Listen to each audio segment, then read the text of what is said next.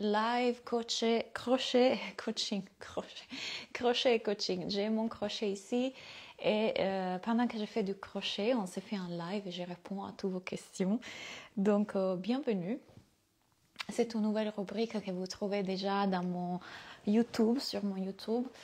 Et voilà, vous avez beaucoup aimé parce que ça vous apportait beaucoup de paix, de calme et de sérénité. Donc aujourd'hui, on le fait en live. Donc je me mets ici à faire mon crochet et entre-temps, vous pouvez poser n'importe quelle question et je vous coach sur ça.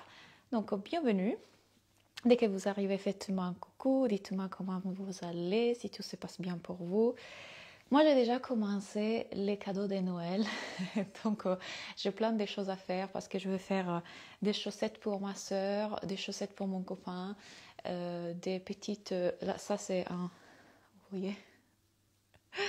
Ça va être un chapeau comme ça pour mon père, pour mes oncles, plein de choses pour la maison, pour mes tantes. Bref, j'ai des choses à faire. Heureusement, j'ai le temps pour le faire. Donc, dites-moi un peu comment vous allez et si vous avez des questions. Et à fur et à mesure que je me mets ici en faisant mon crochet, je réponds à vos questions. J'en ai vu déjà une passer dans la boîte à questions que j'ai fait tout à l'heure. Hello, hello. Et quelqu'un m'a dit pourquoi je n'arrive pas à quitter ce travail qui me met qui me rend pas heureuse. Je me sens paralysée. 1, 2, 3, 4, 5, désolée.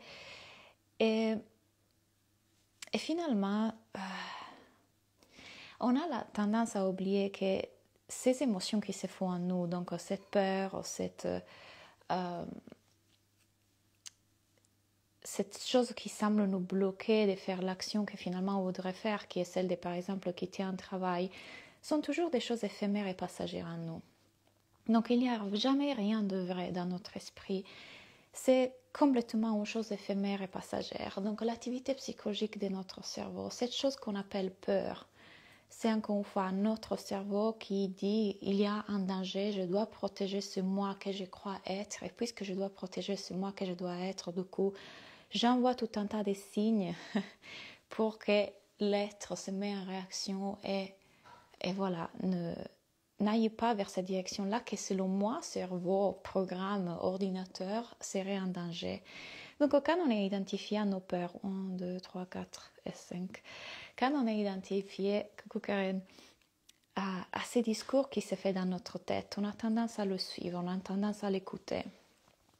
Quand on voit que cette peur et ces choses qui nous bloquent peuvent complètement être là, il n'y a aucun besoin que ça n'aille, il n'y a aucun besoin que ça soit différent, il n'y a aucun besoin qu'on résiste à ça. On a tendance à croire que pour faire ce qu'on veut vraiment faire, on ne doit plus ressentir de peur. On devrait quelque part être dans une émotion de sérénité, courage, force tout le temps. Mais on peut complètement continuer à faire ce qu'on a à faire, même avec la peur, même avec toute émotion qui va être là. Quand on voit que cette émotion n'a rien à dire à propos de moi, que ce n'est pas qui je suis, qu'il n'y a rien de vrai dans ça, et que je peux l'observer, que je reviens dans la position d'observateur, je peux continuer à faire n'importe quelle chose. Ce live qui me fait peur, quitter ce travail, à aller dans cette direction-là vers laquelle je veux vraiment aller. Il n'y a rien jamais de vrai dans ces émotions et ces pensées. Ils peuvent complètement être là. Ils peuvent se faire complètement à travers moi. Quand on voit ça, on voit aussi qui on est vraiment. Et qui on est vraiment, ce n'est pas ces émotions et pensées passagères, mais c'est l'activité. Enfin, c'est pas l'activité, mais c'est cette énergie, cette conscience, cette chose qui ne change jamais derrière. Vous savez la phrase que je dis tout le temps, on est le ciel, on n'est pas la météo. Donc quand on attend que la peur ne soit plus là pour faire ce qu'on veut vraiment faire, on est complètement identifié à cette activité psychologique qui est un système de protection. Et si je pouvais faire ça avec la peur? Parce que cette peur, on n'est pas sérieuse, on n'a rien à dire sur moi. Et s'il n'y a pas un moment parfait que je dois atteindre dans lequel je me sens sereine, joyeuse, je peux faire avec ce qui est là, avec n'importe quelle émotion. Hello tout le monde, bienvenue. Donc voilà. Quand on voit que ces émotions n'ont rien à dire à propos de nous, Et on peut les ressentir, on peut être avec elles. C'est le but. La vie veut qu'on plonge à l'intérieur de la vie, pas s'extraire de la vie. Ces concepts spirituels ne sont pas là pour dire « Ah ok, si je ne suis pas mes pensées, mes émotions, et du coup je n'ai pas besoin de ressentir ça, et du coup je n'écoute plus mes pensées. » Être avec l'émotion est différent d'être en réaction à l'émotion. Vous me suivez? Est-ce que vous avez des questions? N'hésitez pas à poser des questions, que ce soit n'importe quel sujet, business, spiritualité, vie, amour, tout est bienvenu. Entre-temps, moi, je suis là en train de terminer ça. J'ai plein de choses à faire. Je me suis mise plein de cadeaux de Noël que j'ai envie de faire à ma famille, fait par moi cette année. Mais ça c'est pour moi en vrai. C'est pour moi parce qu'il commence à faire froid en Angleterre.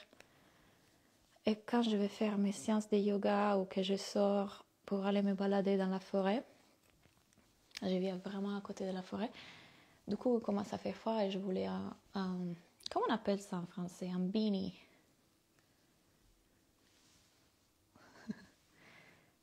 Et ça, c'est de la laine avec du bambou. J'adore. Donc voilà, n'hésitez pas à poser des questions. Hello. Est-ce que vous me suivez sur ce discours de on n'a pas besoin d'attendre que la peur ne soit plus là, mais plutôt devenir l'observateur de cette peur qui est là, qui n'a rien à dire à propos de moi. Ce n'est pas qui je suis. Qui je suis, ce n'est pas la partie qui change tout le temps. Qui on est vraiment, ce n'est pas la partie qui change tout le temps.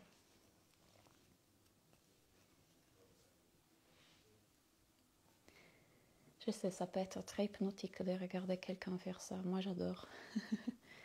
Vous trouvez les autres vidéos sur YouTube de coaching et crochet, dans lequel j'ai fait du crochet et je vous coach. On a parlé de différentes choses, d'abondance. Je ne sais même plus de quoi. Ah, de ne pas avoir des objectifs. Et je ne sais pas comment vous vous sentez récemment, mais plein de gens en ce moment sont fatigués. J'ai eu moi aussi une grosse fatigue. Ça commence à remonter. Je commence à remonter récemment. Je pense aussi à quelques virus. Ce matin, j'ai tiré une carte. J'avoue que j'adore, ça me détend tellement, c'est apaisant. Ouais.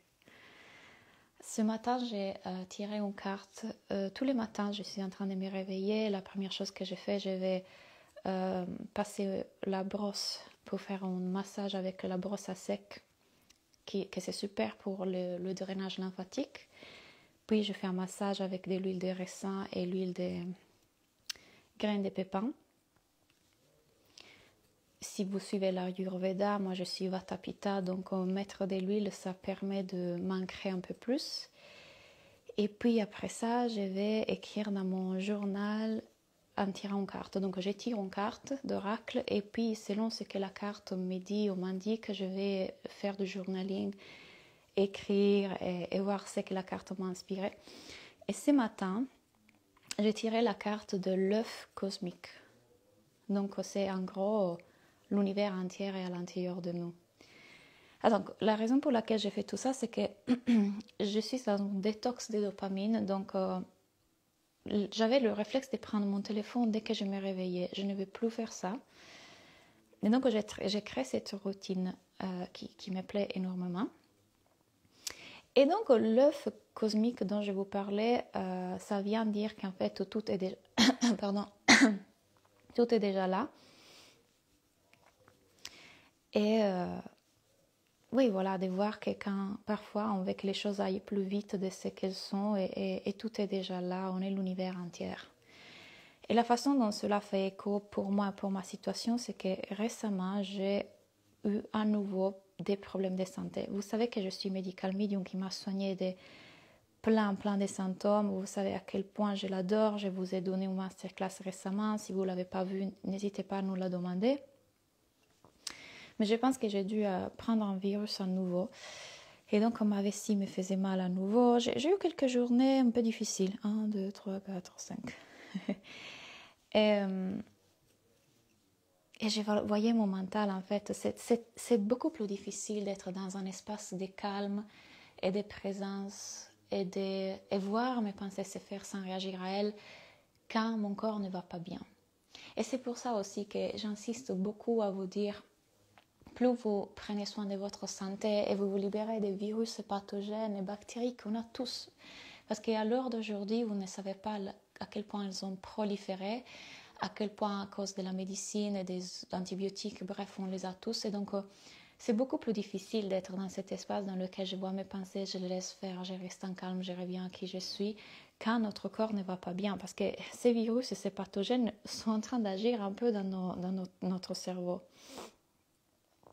1, 2, 3, 4, 5.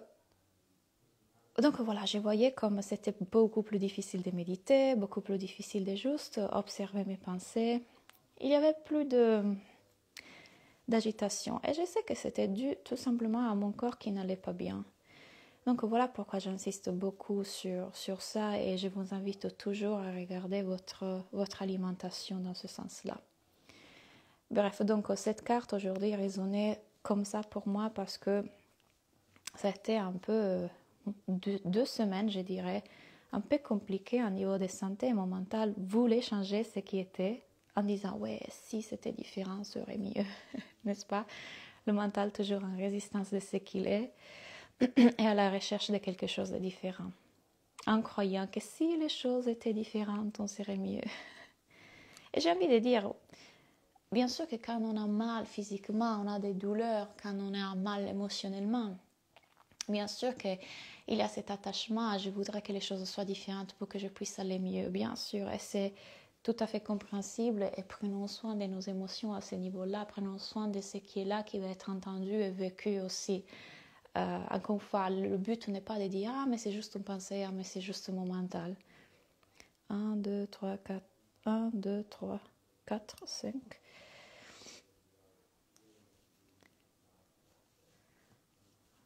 Attendez, je termine ça, je lis vos questions. Ok, donc, il y en a pas mal, je vois rien de loin. Bonjour Claudia, tu proposes la formation coach spirituel, en quoi cela consiste? Coucou Valérie. Ma formation pour devenir coach est basée sur ces enseignements dont on vient de parler aujourd'hui. Donc sur la non-dualité, sur le fait qu'on n'est pas un moi séparé du tout, séparé du monde, mais qui on est vraiment, ce n'est pas cette activité psychologique qui se fait en nous. Donc pour faire une différence entre le coaching traditionnel occidental est toujours basé sur essayer de préserver ce moi. Donc, j'ai confiance en moi, j'estime de moi, j'ai valeur de moi, je m'aime. On a encore de parler de ce jeu. Donc, à croire que je suis ce jeu qui doit s'ajouter des choses, qui doit devenir quelqu'un, qui doit changer des choses. Dans ma formation, on ne fait pas ça. Dans ma formation, c'est plutôt voir que tous ces pensées qui se font en nous, qui nous font croire constamment que je ne suis pas assez, que je devrais être ça, que je devrais faire ça, c'est tout simplement l'activité de l'esprit. Et qui nous sommes vraiment, c'est cette partie derrière ça qui peut observer ça se faire à travers nous et qui est toujours bien, infiniment bien. On est le ciel, on n'est pas la météo, on est l'océan, on n'est pas la vague. Donc quand on commence à regarder les choses autrement, que je dois changer mes pensées, je dois avoir plus d'estime de moi, et je dois faire ça et ça dans la vie pour être quelqu'un, et je dois changer mes actions, mais plutôt on se concentre sur qui est ce jeu dont je suis en train de parler et qui je suis vraiment au-delà de cette activité psychologique. Ça, c'est la base de ma formation. Ça, c'est le bloc 1 de ma formation. Le bloc numéro 2 de ma formation est tout autour de la thérapie holistique. Donc, j'ai créé une méthode qui s'appelle Soulful Coach, qui est un mélange des différentes méthodes.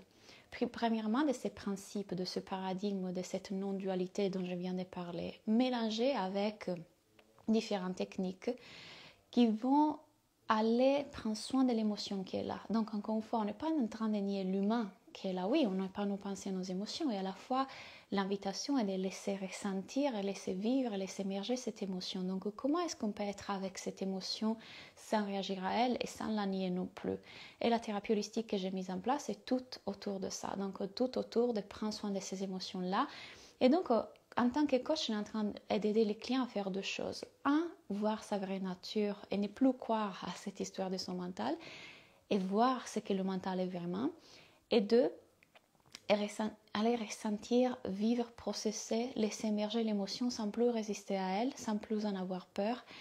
Et quelque part devenir cet être véritable. Et quand je dis devenir, c'est devenir cet être véritable pour les parties inconscientes en nous. Donc pouvoir être là, cet être d'amour et de compassion qui a la capacité de guérir les parties en souffrance en nous. Voilà comment ma formation fonctionne. Ce sont 2 blocs qui fonctionnent comme ça. J'ai adoré la vidéo sur celle de « Je n'ai plus d'objectifs ». Ouais.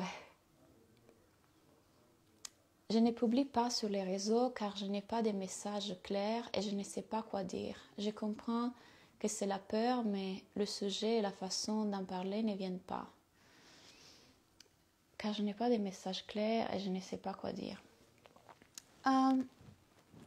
La question que j'ai envie de te poser, c'est quand tu commences à savoir qui sont les personnes que tu veux aider, tu sais aussi ce dont elles ont besoin. C'est-à-dire, tu n'as pas forcément besoin d'avoir un message clair, une cible claire. Pose-toi la question, quelle est la problématique de ces personnes? Qu'est-ce qu'elles ont besoin d'entendre? De quoi elles rêvent? Quels sont leurs problèmes? Quand tu sais ce qu'ils vivent, tu sais aussi de quoi parler. N'est-ce pas? Laissez-moi une seconde, je terminer le fil. J'ai l'autre là, je reviens. Mais vous allez m'entendre, ça c'était le truc pour la télévision. Donc quand tu sais à qui tu veux t'adresser, qui sont les personnes que tu veux aider, tu sais aussi de quoi parler. Et j'ai envie de dire aussi que si on va au-delà du mental, si on va un peu au-delà de cette réflexion toujours constante et toujours là, il y a quelque chose qui te guide déjà à écrire, parce qu'il y a des choses qui sont importantes pour toi, dont tu veux en parler, n'est-ce pas? Et il s'agit juste d'en parler. Et la raison pour laquelle tu en parles, c'est qu'il y a tout un tas de pensées type « Ouais, mais je ne sais pas si les gens vont aimer. Ouais, mais finalement, je me prends pour qui. Ouais, mais peut-être qu'ils vont me juger. » Vous savez déjà de quoi vous voulez parler dans les réseaux sociaux. Vous savez déjà que si c'était votre blog personnel ou votre journal intime, vous écrivirez. Vous écrivirez ce qui vous passionne, vous écrivirez ce dont vous avez envie de partager avec les autres. Mais vous ne le faites pas parce que dans le marketing, on vous a dit que vous devez le faire comme ça et pas comme ça. Parce que sinon, les gens vont vous juger. Parce que sinon, les gens vont croire que c'est ci ou que c'est là. Et encore une fois, est-ce qu'on peut observer ça se faire en nous? Est-ce qu'on peut observer que ça, tout ce mental qui arrive après, l'inspiration qui est déjà là, est juste l'activité psychologique de notre cerveau? Et quand on commence à voir que, ok, quelle est l'émotion qui est là? Peur, anxiété, frustration, ok. Et si je les laisse être là et je les observe pour ce qu'elles sont, sans vouloir les rejeter, je vais les ressentir, je vais être avec ces parties qui ont peur de ces choses-là. Je vais même être curieuse envers elles et je vais leur demander de quoi tu as peur, pourquoi tu réagis comme ça. Et quand je fais ça, ce qui se passe, c'est que du coup, le soleil qui veut toujours entrer par la fenêtre, et ça c'est notre intuition, ça c'est quelque chose qui nous guide. Le soleil veut toujours entrer par la fenêtre, il est déjà en train de rentrer. Mais quand par la fenêtre il y a un peu de rideau au milieu, le vitre n'est pas propre, il y a quelque chose qui bloque, cette lumière qui est toujours en train de passer, elle ne peut pas passer complètement. Alors sinon on va enlever ces rideaux, que cette activité psychologique et cette pensée qui sont là. Nettoyer un peu le vitre, que c'est encore une pensée, et c'est encore une partie blessée. Le soleil qui était déjà là, qui a toujours été là, peut passer plus sans obstacle en fait. Donc ton intuition est déjà en train de te dire de quoi parler. Il y a quelque chose là qui est déjà en train de savoir quoi dire et qu'est-ce qu'elle veut partager. Et franchement, je ne sais pas, mais moi, je n'écris pas parce que je dois vendre. Je n'écris pas et je ne crée pas du contenu parce que je dois avoir des résultats. Je fais ce qui me donne envie. Si vous avez vu mon dernier réel dans lequel je vous parle de la jarre de la créativité, récemment j'étais un peu fatiguée d'écrire le contenu comme toujours la même chose. Donc j'ai créé une jarre de la créativité que vous trouvez dans mon programme Soulful Content. Qu'est-ce que j'ai fait? J'écris tout un tas de contenus différents. Par exemple, ça, c'était dans ma jarre de la créativité. Faire un live coaching crochet. C'est différent. Vous l'avez déjà vu dans le monde de l'entrepreneuriat? Je suppose que non. Mais moi, j'en avais envie. Et du coup, je l'écris dans un papier, je l'ai mis dans ma jarre. Il y a d'autres choses. Il y a faire un vlog, prendre des photos des choses qui m'ont plu dans la journée, partager ça. Ce n'est pas dans le but forcément de vendre, c'est dans le but de m'amuser moi, d'être en joie moi, de m'exprimer moi. Et donc, chaque semaine, je pioche un morceau un papier. Et je vais voir ce que cette semaine, je vais écrire. L'autre jour, il y a un réel qui va sortir cette semaine, que j'ai fait l'autre jour, dans lequel j'ai dit passer un après-midi avec moi. Parce que c'était dans la jarre. Encore une fois, j'ai du contenu qui, bien sûr, est pensé par comment est-ce que j'ai aidé ces gens-là et comment je peux leur apporter une réponse à leurs questions, que du coup, ça amène automatiquement des ventes. Mais j'ai aussi du contenu qui est tout simplement qu'est-ce que j'ai envie d'écrire, qu'est-ce que j'ai envie d'exprimer, qu'est-ce que j'ai envie de dire. Et la plupart de mon contenu est comme ça. Et finalement, ce contenu vend. Pourquoi? Parce que tout ce que je suis est ce que je fais. Les deux sont liés. Si moi j'écris un post, le développement c'est du bullshit, tout le monde passe par là jusqu'au moment qu'on se rend compte que le développement personnel est du bullshit. Je ne l'écris pas avec l'intention, laisse-moi écrire ça, comme ça je vais faire du vente. Non, c'est juste, je veux l'exprimer, je veux que les gens le sachent, je veux le dire. Vous comprenez? Et inévitablement, des gens achètent chez moi. Parce qu'ils aiment ma philosophie de vie, parce qu'ils veulent apprendre à coacher comme moi, parce qu'ils veulent devenir coach en le faisant dans le cœur et ils aiment ma façon de faire du business. Donc aussi moi j'exprime qui je suis de façon naturelle et je fais ce qui me met en joie. Souvent c'est la meilleure direction pour vendre, plutôt que la réflexion, la surréflexion, la surstratégie. N'est-ce pas? Comment concilier le fait d'être observateur de ses émotions, mais en même temps rentrer dans l'action pour sortir d'une situation? C'est comme si là, ce que tu es en train de croire, c'est que tu es en contrôle de l'action, ou qu'il y a en moi un contrôle de l'action. Il n'y a pas de séparation entre qui tu es vraiment à l'action. Et quand je dis qui tu es vraiment, ce n'est pas le moi que tu crois être. L'action est notre vraie nature. C'est une seule chose qui coule à travers nous. Donc, je peux complètement être en observation de ces émotions qui se font en moi et en même temps, quelque chose me guidera toujours vers l'action. L'action est en train de se prendre tout seul à travers moi. L'action est en train de se faire tout seul à travers moi. Il n'y a pas en moi un contrôle de l'action. Il n'y a pas de séparation entre moi et l'action. Je suis l'action. L'action est une seule chose qui se fait à travers moi, au-delà de mon contrôle, au-delà. On croit encore beaucoup être le moi qui contrôle tout, le moi qui doit faire l'action. Il y a déjà quelque chose qui est en train toujours de se faire en nous. Je sens soif et je vais automatiquement vers le verre d'eau. Et seulement après, le cerveau vient et dit « Oh, j'avais vraiment soif. J'ai vraiment soif. » Mais cette réflexion de « j'ai vraiment soif » vient toujours après l'instant qui est déjà en nous, qui est en train déjà de nous diriger vers le verre d'eau, sans notre contrôle. Alors je peux voir émotions et pensées se faire à travers moi et il y aura toujours quelque chose qui me porte et me dirige vers cette autre chose. Je vais dire, pensez une femme enceinte. Si on pense à ce que veut dire être enceinte et accoucher, je pense qu'aucune femme, si elle se laissait porter par la réflexion, vivrait ça. Vu que ça fait mal, c'est terrible, on est en train de sortir un être humain par notre vagin. Okay. Je pense qu'aucune femme dirait « Houhou, je veux faire ça ». Et pourtant, qui sait pourquoi?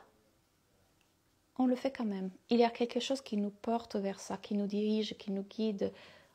On va vers ça, de façon naturelle, de façon instinctive. Peut-être après, la raison vient et dit « Oh mon Dieu, on doit accoucher ». Mais c'est déjà en train de se faire, au-delà de notre contrôle. Les émotions nous apportent des messages sur nos besoins, valeurs, etc. Non. Mais nous avons tendance à tomber dans le piège des mauvaises interprétations. Comment éviter cela? Julie, quand tu vois que les émotions ne t'apportent rien, elle ne vient pas te donner une information sur qui tu es vraiment. Si tu crois être la partie qui a des besoins et des valeurs et des caractéristiques et des personnalités, des adjectifs et des conditionnements, oui, mais tu n'es pas ça. Les émotions ne viennent pas de dire qui tu es ou tes valeurs ou tes besoins en aucun moment. Parce que qui tu es, ce n'est pas cette partie qui a des besoins, qui a des valeurs, qui a des adjectifs, qui a des caractéristiques, qui a du positif, qui a du négatif. Tu n'es pas ça. Donc l'émotion vient juste pour nous indiquer, hello, tu identifies à des pensées, tu identifies à ton mental, tu crois être l'activité psychologique de ton mental en ce moment. C'est l'alarme dans la voiture qui va attirer ton attention pour te dire, reviens qui tu es. Là, ce qui est en train de se faire semble hyper vrai, ça semble qu'il dit quelque chose à propos de toi. Tu n'es pas ça. Donc, les émotions sont là juste pour nous ramener à qui on est vraiment. Je ne suis pas celle qui a des valeurs, qui a des besoins, qui a des goûts, qui a des préférences, qui a des caractéristiques, qui a cette personnalité. Ça, c'est l'idée que mon mental s'est fait de moi. Ça, c'est mon mental et son activité psychologique en action. Alors oui, on peut aller être curieuse avec ça et l'écouter, et le ressentir, et être curieuse, le laisser émerger, prendre soin de cette partie qui semble tellement vraie qu'elle est en souffrance, tout en gardant un pied dans la conscience qu'en aucun moment, ça, c'est moi. En aucun moment. C'est juste l'activité psychologique de mon cerveau qui me fait croire que je suis ça. Et c'est OK.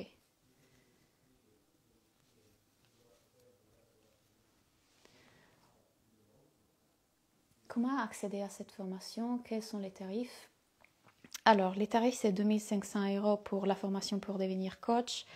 Si vous n'avez pas aujourd'hui les ressources pour faire ça, je vous invite à venir dans le chemin de l'éveil dans lequel on a ces conversations ensemble et je vous coach une fois par semaine. Et pour Noël, il y a un code promo, donc c'est 56 € à la place de 90. Je le dis parce que je connais ta situation. Et sinon, pour la formation pour devenir coach, pour y accéder, vous devez remplir le formulaire qu'il y a sur ma page de vente, sur mon site web.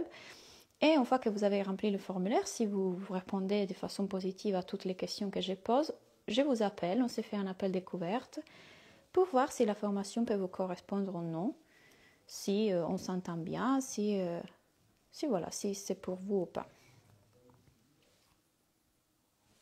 Et on est en train d'ouvrir un troisième groupe en janvier.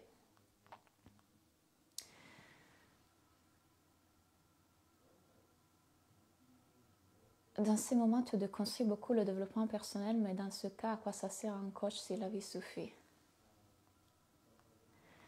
Pour ce qui me concerne, un coach n'est pas là pour... encore une fois, dans le coaching traditionnel, si on regarde ce qui est fait, c'est qu'encore une fois, on agit beaucoup sur ce moi. Ce moi qui doit s'aimer plus, ce moi qui doit avoir plus d'estime, ce moi qui doit ajouter de la valeur, ce moi qui doit devenir la meilleure version de soi. Dans ma vision du coaching, qui n'est pas la vision du coaching traditionnel et qui du coup diffère énormément du développement personnel, ce n'est pas ça qu'un coach fait. En tout cas, les soulful coachs, celles que je forme, ne font pas ça. Ce que nous on fait, c'est avoir une conversation justement sur voir qui est ce moi qui devrait s'aimer plus et qui du coup ne s'aime pas. Qui est ce moi qui manque de valeur? Qui est ce moi qui manque d'estime de soi? Qui est ce moi qui est insécure? Qui est? Ce moi dont on est en train de parler, c'est qui? Il est où? Il est ici? Il est ici? Il est ici? C'est où ce moi auquel on continue à faire référence?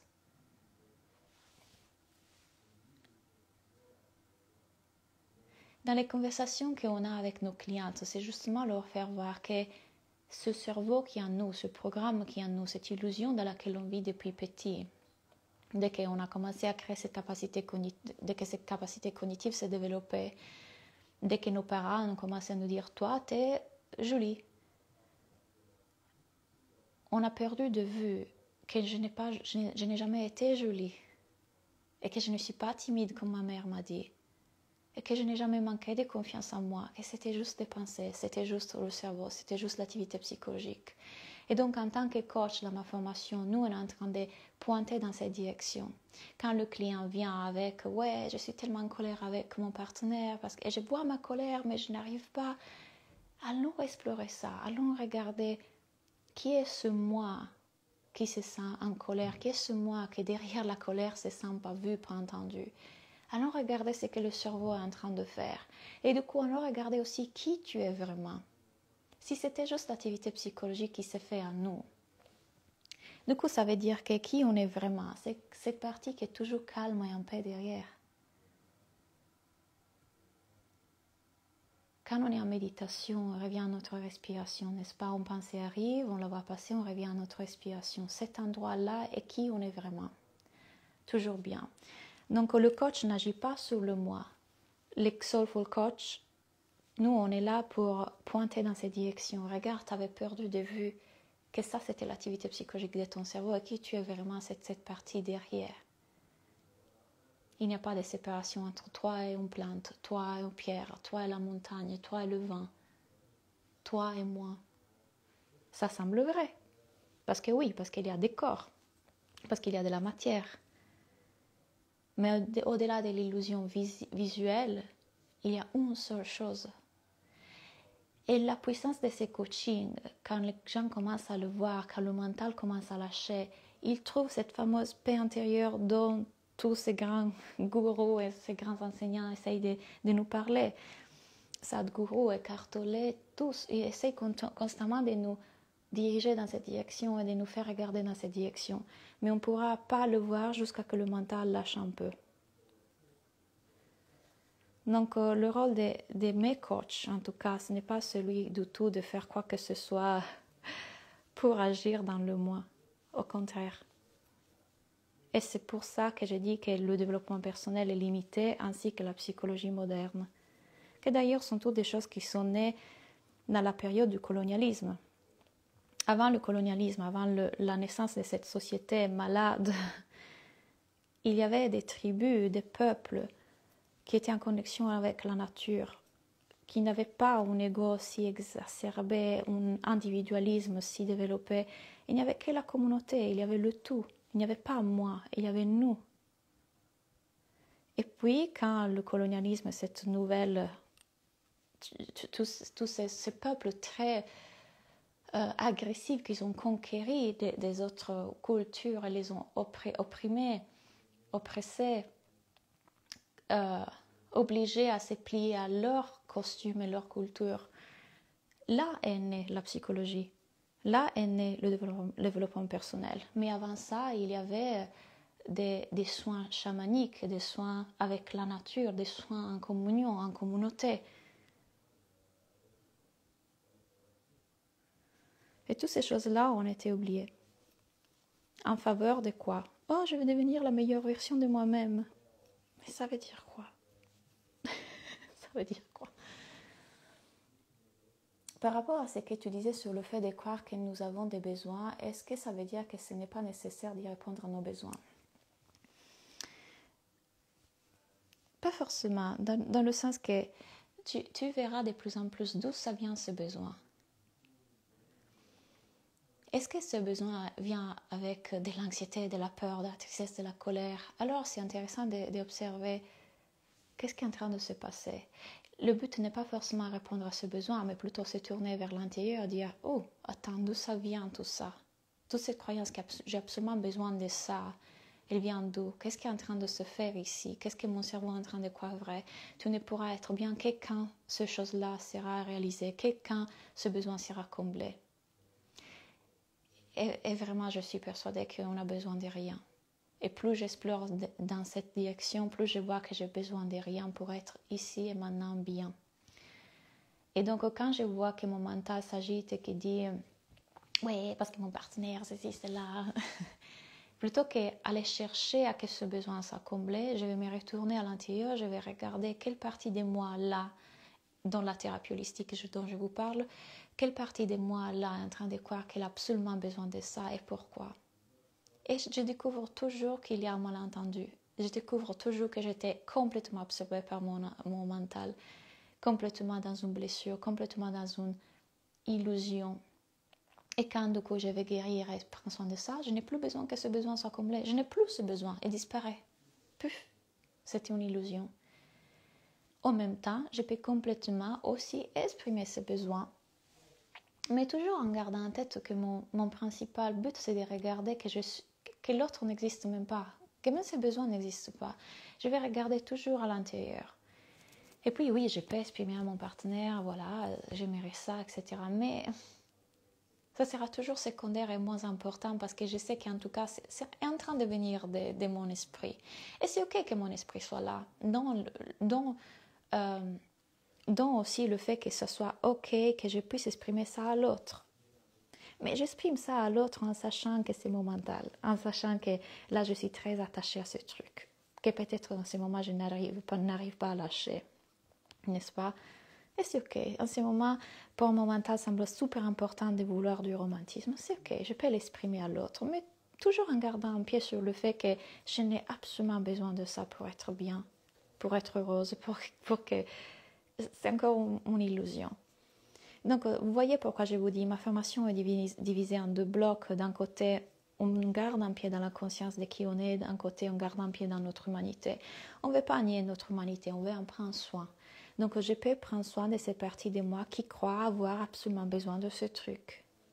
Et quand je regarde plus profondément, je sais que je n'avais jamais eu besoin de ça vraiment. Que c'était une partie de moi qui, depuis petite, avait cru ne pas être importante, ne pas être assez, ne pas être aimée. Qu'elle a cru avoir besoin de ça pour être bien dans la vie.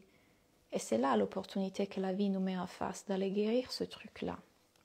Mais si moi je suis en train d'agir sur « Ah, je dois répondre à mes besoins », je ne le guérirai jamais.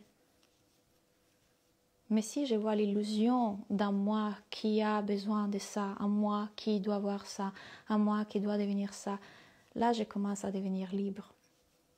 Mais une liberté qu'on n'a jamais touchée auparavant.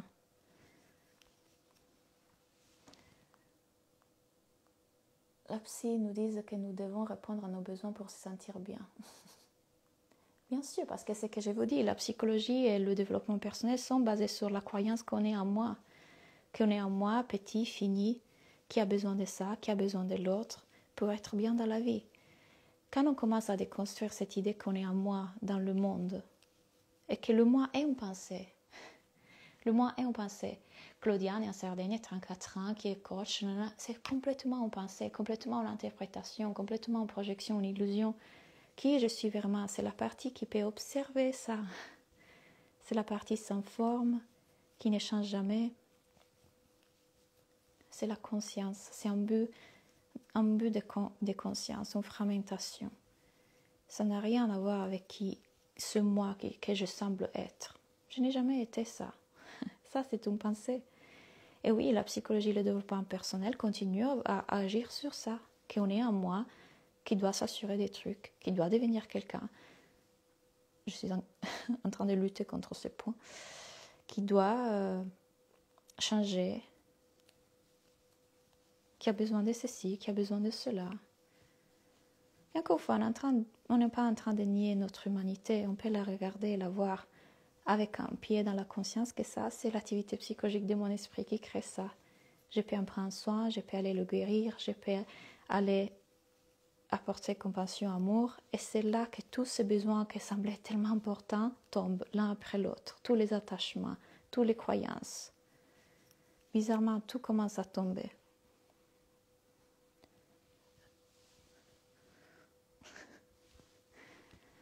Il en manque encore. Ok. Le moi enfant qui a engrammé ça. Et en fait, il faut déconstruire toute notre personnalité pour revenir un vrai moi. C'est pas déconstruire, mais voir. Ce sont des mots qu'on est en train de mettre dessus sur un truc difficile à exprimer. Mais si je pouvais utiliser des mots pour décrire ça, moi je dirais pas déconstruire, mais plutôt voir sa nature illusoire. Voir quand je suis en train de croire que je dois me protéger de quelqu'un, me défendre de quelque chose, que je suis faite comme ça et pas comme ça, toutes les pensées et opinions que j'ai à propos de ce moi, juste le voir, juste voir la nature illusoire de ça. Ça ne veut pas dire déconstruire, ça veut dire voir ce qui est là, que je suis en train de croire à propos de ce moi, et regarder que derrière, je suis l'observateur de ça. Je suis la conscience, la partie sans forme qui peut observer ça, être construit, créé, et voir que c'est une illusion.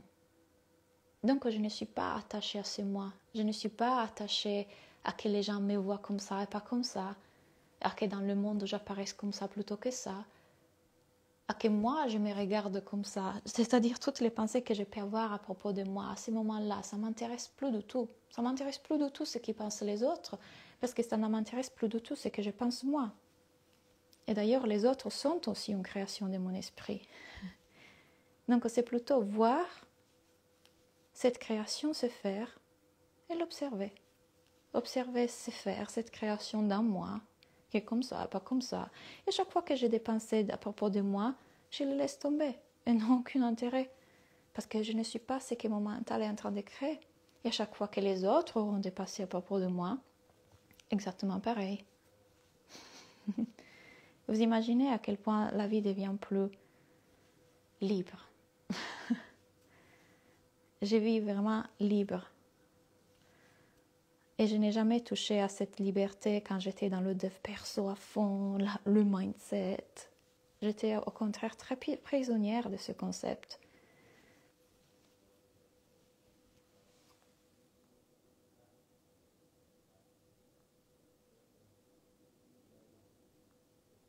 Quelle est la fonction positive du mental selon toi, du coup, en dehors de l'illusion? Je ne sais pas. Je ne pense pas qu'il existe positif ou négatif. On est encore en train de juger là. On est encore en train dans le mental qui interprète le mental. Du coup, c'est quoi le positif et le négatif? Le mental n'est pas négatif. Quand je vous parle, ça semble que vous l'expérimentez comme négatif. Il ne l'est pas. C'est pas négatif ou positif. C'est juste ce qu'il est. C'est juste ça. On vient sur Terre avec ça. Il n'est pas négatif. De façon biologique et animale, c'est un système qui s'est formé dans notre esprit il y a 250 000 ans. C'est le système qui a le but de nous protéger des animaux dans la forêt ou de reconnaître un champignon vénéneux d'un autre. C'est juste un système de survie. Il n'est pas positif ou négatif. C'est juste un système de survie. Mais il y a un instinct en nous, il y a une intuition en nous qui est en train déjà de nous guider vers ce qui est toujours plus juste pour nous, au-delà de la réflexion, au-delà de l'analyse. Puis oui, je pense que c'est extrêmement un outil que je puisse m'asseoir et planifier un événement en analysant quelles sont les meilleures dates ou quel est le prix. Enfin, en toute sincérité, même pas mes prix, je les choisis avec la raison. Mais disons, planifier en vacances. Est-ce que mon partenaire a arrêté le four? Je suis en train de cuisiner les patates douces. 1, 2, 3, 4, 5. Ouais, du coup, je peux m'asseoir et planifier un événement, planifier des vacances, et c'est pratique. Mais voilà, j'ai perdu intérêt pour tous mes pensées. Il n'y a rien d'intéressant là-dedans. Je suis déjà guidée et portée par un instinct, une intuition, quelque chose de plus grand derrière qui s'illumine avant, qui s'allume avant la raison. Ils ont fait des expériences en regardant notre cerveau. Notre cerveau, il y a une partie dans notre cerveau qui s'allume bien avant que la raison s'allume. Donc, j'ai l'intention de faire quelque chose, il y a une partie qui s'allume dans une zone de notre cerveau, première, et puis seulement après, la conscience et la raison s'allument en disant « Oui, je vais faire ce truc ».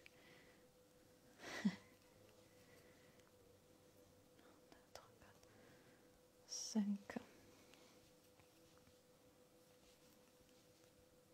Ok. Voilà, je pense que j'ai répondu, Julie, aussi à pourquoi on a ce mental. C'est un système de survie qui s'est formé il y a 250 000 ans pour nous faire survivre à ce qui était la vie avant. La société aujourd'hui n'est pas du tout la même parce qu'on n'est pas en train d'échapper à des tigres et des éléphants, mais le cerveau ne s'est pas actualisé dans ce sens-là. On est beaucoup plus en sécurité que ce qu'on croit. Et pourtant, si notre patron nous envoie un mail en nous disant « Ouais, je vais te voir dans mon bureau dans 10 minutes », notre système nerveux va en réaction, notre mental panique, et on a la même sensation de comme si on était chassé par un tigre. Ça, c'est une chose que j'explique dans la formation pour devenir coach, dans le Star Kit pour ceux qui l'ont, dans le chemin de l'éveil.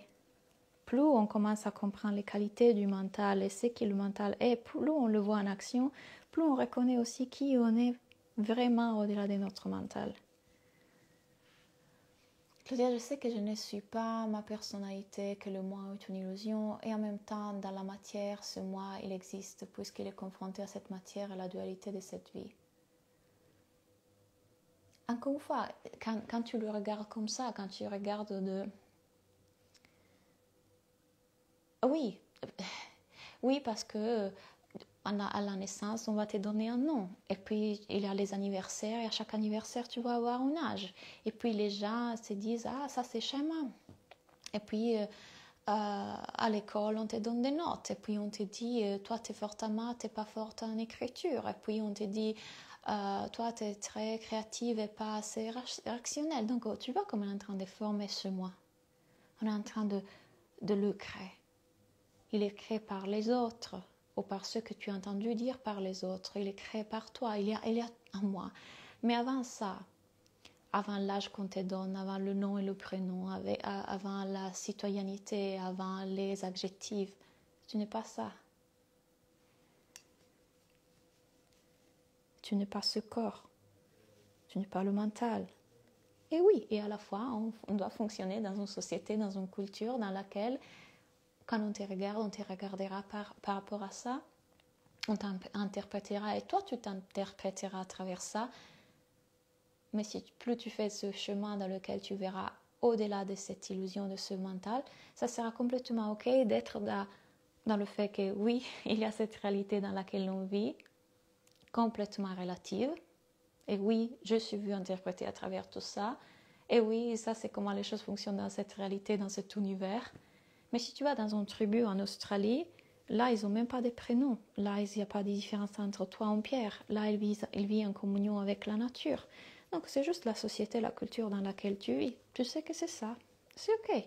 On n'est pas... C'est juste ce qu'il est. Tout penser qu'il y aura autour de ça des pourquoi c'est comme ça ne devrait pas être comme ça, je ne veux pas que ça sera le mental. Et croyez-moi, je les ai pas ces pensées. Je les ai ces pensées contre la société dans laquelle on vit. Mais c'est encore le mental qui interprète, c'est encore le mental qui dit ouais, les choses seraient mieux si, le moi serait plus en sécurité, plus heureux si. Vous voyez, c'est encore le jugement du mental. Et c'est parfaitement ok, il n'y a rien de mal dans ça. Coucou Séverine. Quand on perd tout intérêt pour ses pensées, est-ce qu'on ne risque pas de se mettre justement en danger? Ce n'est pas comme ça que je l'ai expérimenté. Dans certaines situations, relations ou même dehors, en cas de danger physique, il y a toujours quelque chose bien avant la raison qui est en train de te guider. Et souvent, la raison est celle qui te dit non, non, non, non, non, non, ça c'est pas la relation pour toi, échappe, non, non, non, non, ne fais pas ça. Mais le cerveau est intelligent, mais pas sage. Le cerveau dira, puisque petit, on a vécu cette émotion négative, si tu te mets dans cette relation, tu risques de revivre cette relation négative, donc on ne peut pas être là. Le cerveau est un ordinateur. Mais le cerveau n'est pas sage. Le cerveau ne sait pas faire la différence entre « Ah non, mais ça c'est juste quelque chose qu'on a vécu dans l'enfance, ça ne va pas se répéter, t'inquiète, vas-y, tu peux le vivre. » Si on fait confiance qu'on est guidé par quelque chose de plus grand constamment, on lâche enfin l'armure, on lâche enfin les armes, on lâche enfin le besoin de croire qu'on doit se défendre, de se protéger. Tout ce qui est là est toujours juste pour nous, et exactement ce qui doit être là pour qu'on puisse expérimenter, évoluer, s'éveiller et voir qui on est vraiment. Tout ce qui est là est toujours juste pour moi, même si douloureux. Et c'est ok, c'est ok. Quand on commence à ne plus avoir peur de la douleur, la vie change. c'est que le mental a tellement peur de la douleur. Le mental a tellement peur de la souffrance. Mais quand on arrête de le voir comme ça, on commence à le voir comme tout simplement partie de la vie et c'est complètement ok de me laisser toucher par la vie. Je n'ai plus de résistance à la douleur parce que je veux seulement le bonheur. Ça, c'est le mental. Je peux être avec n'importe quelle émotion parce que j'ai la capacité de ressentir n'importe quelle émotion. Et quand je n'ai plus ces différences entre émotions positives et négatives dans ma tête, tout ce qui est là peut être là. Je peux vivre, expérimenter n'importe quelle chose, la vie me propose de vivre, expérimenter, et ça sera ok. J'ai la capacité dans mon corps de le vivre, j'ai la capacité dans mon cœur de le vivre, j'ai la capacité dans toute mon âme de le vivre. Et quand du coup on lâche cet attachement au bonheur, au succès, la réussite, l'amour de la vie peut enfin se faire à travers nous de façon simple. La vie se fait avec beaucoup plus de simplicité. Parce qu'on n'est plus en résistance, on n'est plus tout coincé dans le tentative de s'éviter la douleur et seulement vouloir le plaisir, seulement vouloir le bonheur. C'est ok. Chacun d'entre nous vivra de la douleur et c'est ok. On peut la vivre. Parce que quand on ne la vit plus à travers les filtres du mental, à travers la narrative du mental, cette douleur se sentira de façon très différente. Très très différente. Ça fera presque du bien comme quand on pleure, quand on fait un bon pleur, là, ça libère.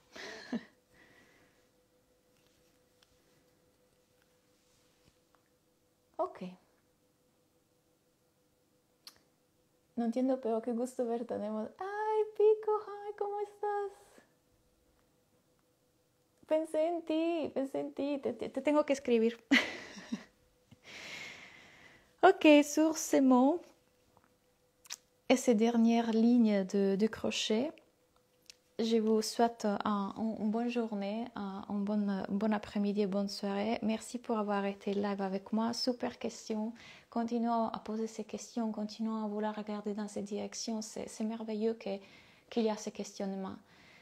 Donc, merci. Si vous voulez aller plus loin dans ça, si vous voulez venir vous faire coacher sur ça, venez dans le chemin de l'éveil. C'est là que vous trouvez toutes mes vidéos autour de ces sujets, s'ils vous passionnent. C'est là que je vous coach. Il y a une communauté de personnes qui, comme vous, sont à la recherche de vouloir découvrir leur vraie nature et vouloir lâcher un peu plus ce mental, même si ce n'est pas forcément lâché. C'est comme découvrir un nouvel espace en soi qui a toujours été là, qui nous permet de voir la réalité de notre perspective. Merci Claudia. Yes, super beau comme tu l'as exprimé, j'adore. Merci Isa, merci Julie. Je vous souhaite un bon après-midi et encore une fois, rappelez-vous qu'il y a une promo sur le chemin de l'éveil pour la période de Noël. Donc, si vous nous écrivez un mail ou même un message privé, je vous donnerai en avance le code promo 56 € à la place de 90. Ok? Je vous souhaite une bonne soirée et à bientôt. Bye!